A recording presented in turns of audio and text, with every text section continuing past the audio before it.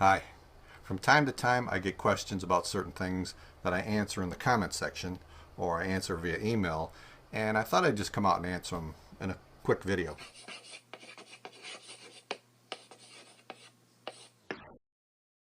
First of all, Simplify 3D. Several people have commented that I should switch to Simplify 3D or try Simplify 3D and it'll fix all my issues. Well, thanks to Warren Genik, Genik. Hope I'm pronouncing that right, Warren. He donated a copy of Simplify 3D to my channel for me to evaluate. How awesome is that? That is an awesome viewer subscriber.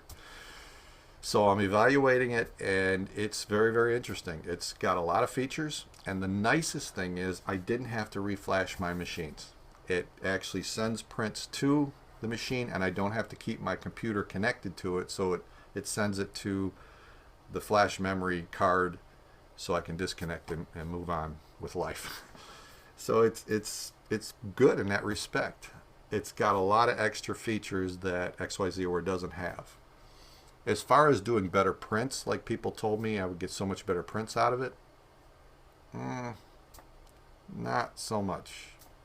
It's not worse, it's about the same. So I don't know if I just get really good prints out of these machines since I've tuned everything up and other people weren't when they switched. I don't know, but I'm still evaluating it. But for example, here's a chess piece that I did, and the top of the chess piece was always a problem if you printed one. So I suggest you print more than one because the head gets too hot and will melt the plastic.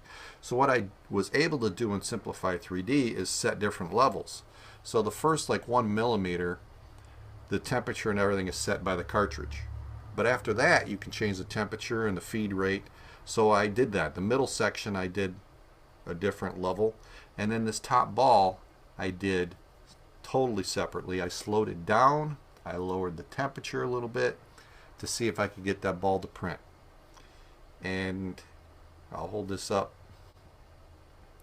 You can see it didn't really print. It was better, but still not complete.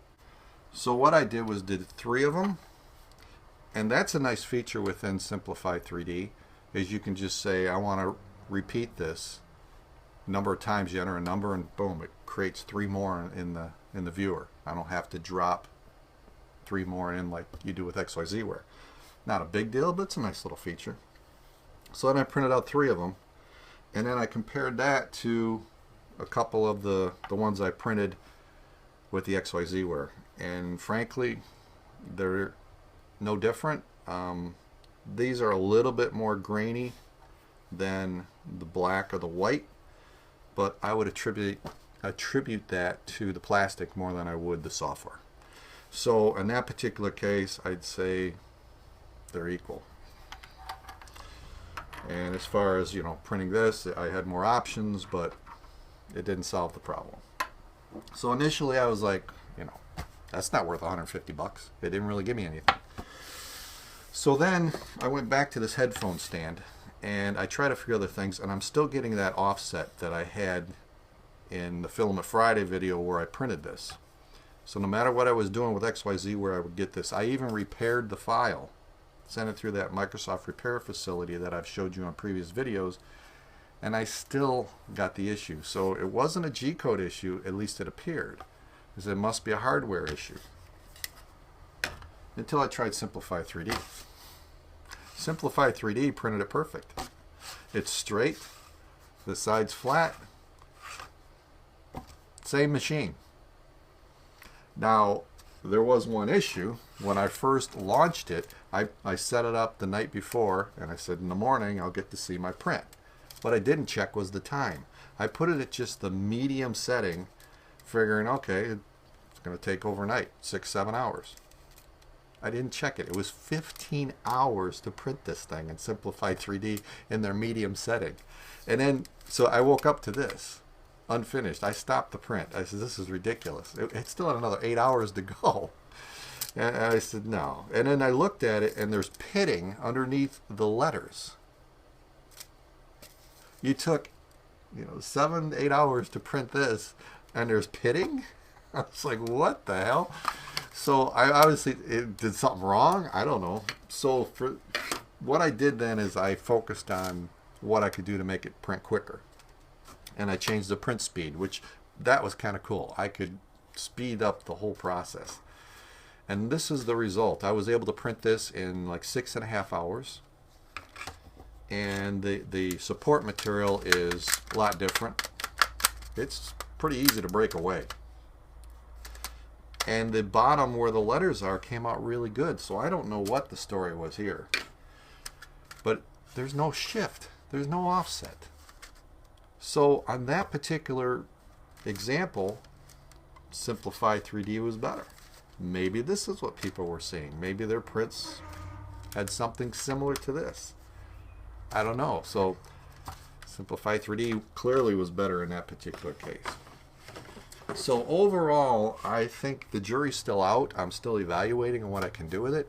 But I just want to let you guys know I've got it, and I'm going to start playing with it more, and I'll feature it in some videos. So hang in there if you want to get my opinion on it or know whether it's worth the $150. I'll give you my honest opinion. And thank you, Warren, for the donation. So some people have asked about printing with other plastics, and I've tried other plastics. In fact, I've got an official cartridge of PLA that I bought at Amazon. It's nature color. It's the only color available. So I've got that. I bought some Leiwu, which is wood filament. It's got wood embedded in it. I bought some flexible material and also glow-in-the-dark material. One of them is PLA, the other one, I'm not sure what it is. I don't know if it even says specifically, but I've tried all these and none of them work in my 1.0. Apparently there's a problem with the extruder in the 1.0 that was fixed in the 1.0A, and I didn't mention that in my 1.0 versus 1.0A because I didn't fully realize it. But I went to the site, the XYZ printing site, and it shows that the 1.0 needs an upgrade. $99 to upgrade the extruder. I gotta buy 2 of them. It's kind of disappointing because these were advertised to be able to print both PLA and ABS. And I've seen people print PLA on a Davinci 1.0A, so I may be able to try this out on my son's 1.0A. He keeps it pretty busy, so I'm gonna have to squeeze in there. But I don't want to mess up his machine either.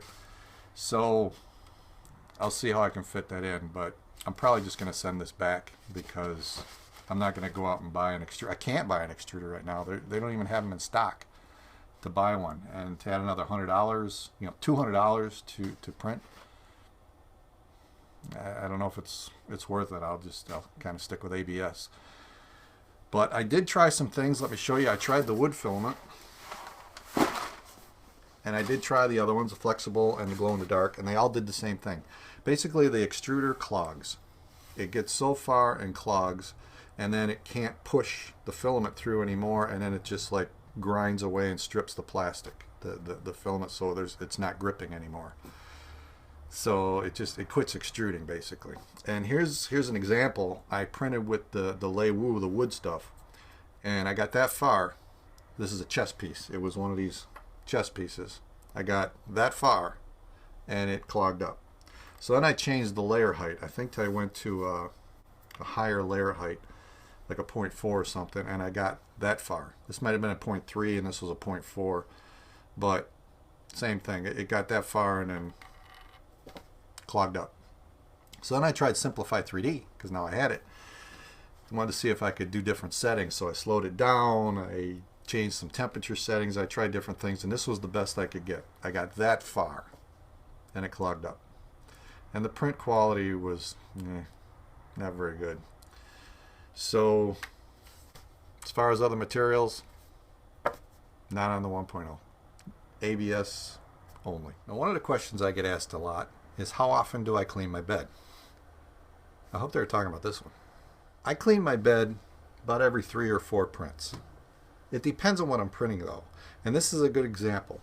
I've printed several things here. I've got lines going one way, lines going the other. This is all the glue, the residue glue. And once you reach a point where you've got a lot of glue built up, that forms an insulation layer between the plastic and the heated glass.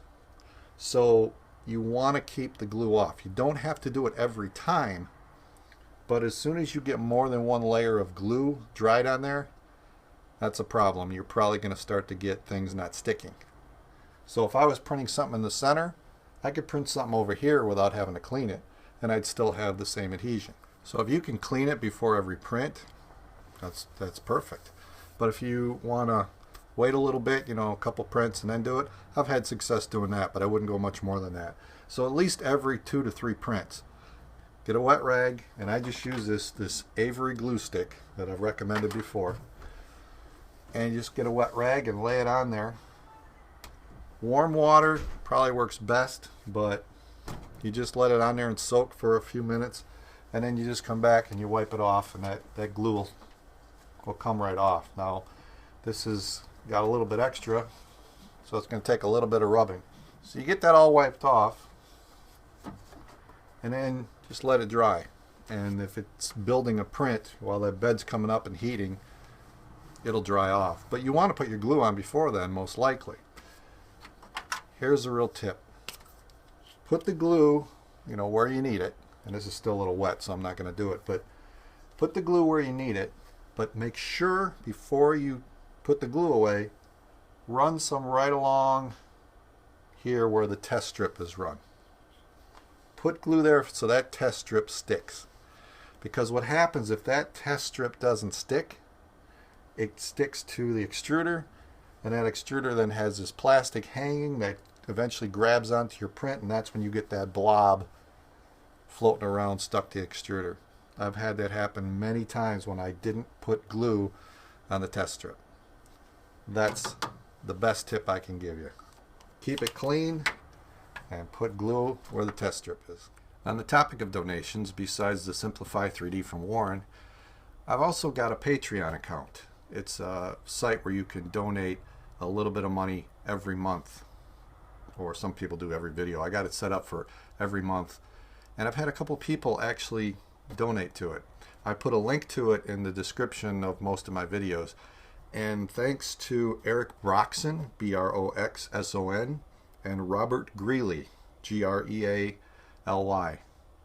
I hope I'm pronouncing your names right. Thank you guys. That's a great donation. I appreciate it. It helps pay for some of the plastics on Filament Friday and all the other stuff. So if you feel like donating to the channel, you want to help out, it's certainly not expected, but it is appreciated. And thank you, Eric and Robert. There's also fan funding, thing that's built into YouTube now. You can go to anybody's YouTube channel, and if they got it enabled, it'll say support this channel. You can click on it and give a donation.